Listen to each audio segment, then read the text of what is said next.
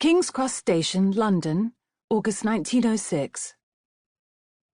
The man stood near the corner of the booking offices as I emerged from the ladies' waiting room, pretending to read a newspaper.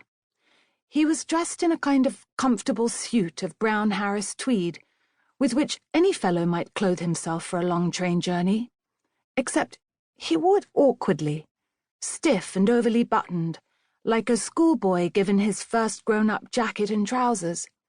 His face I recognized. It was plain and wide. The pale skin hung upon a pair of broad cheekbones, and the hair underneath the tweed cap was a raucous ginger. A man I could never forget. I had first seen him in March 5 months ago upon the Greek island of Naxos. For an instant we met eyes. I say an instant, but it felt like a minute or more. So charged was the connection between us, and so deep the shock to my bones.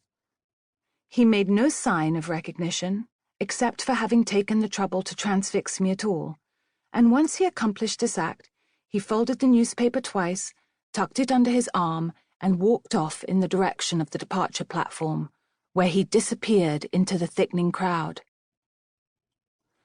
According to the station clock, it was now 48 minutes past 9, and the Scottish Express left King's Cross Station promptly at 10. The air was grossly hot, and smelled of coal smoke and human perspiration. At the end of the platform, an enormous green locomotive rumbled and boiled, working up a head of steam.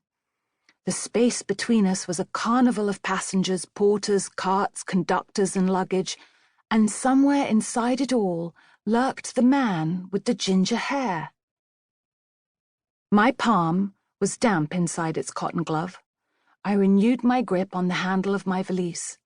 I have always carried my own luggage whenever possible, and turned to the right, marching toward the first-class Pullman coach exactly midway down the platform. The conductor frowned slightly at my serviceable jacket and hat, at the valise in my hand. I held out my ticket. His face transformed. "Good morning, Miss Truelove," he said. "And might I trouble you to follow me?" Thus we boarded the train. I cast a final glance down the platform as I mounted the steps, but saw no flash of ginger beneath a brown tweed cap.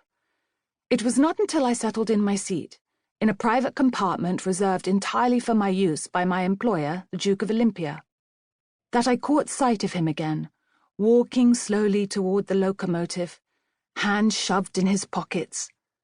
I craned my neck until he passed out of view, and then I rushed from the compartment to stick my head from the door of the coach, balancing dangerously from the iron steps while shreds of steam drifted around me.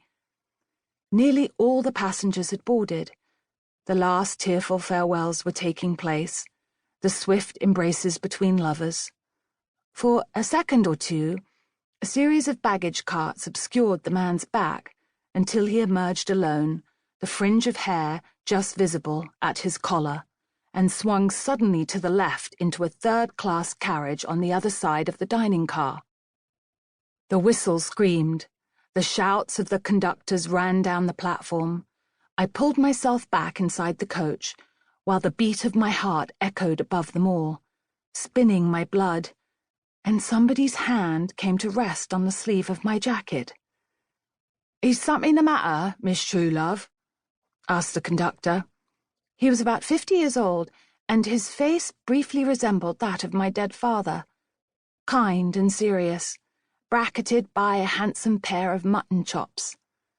I stared at him until the shrill whistle cried again, and the vision went away. The whiskers dissolved. The man's face reassembled into its plain, haggardly London self. "Thank you for your concern," I said, "but I am quite all right."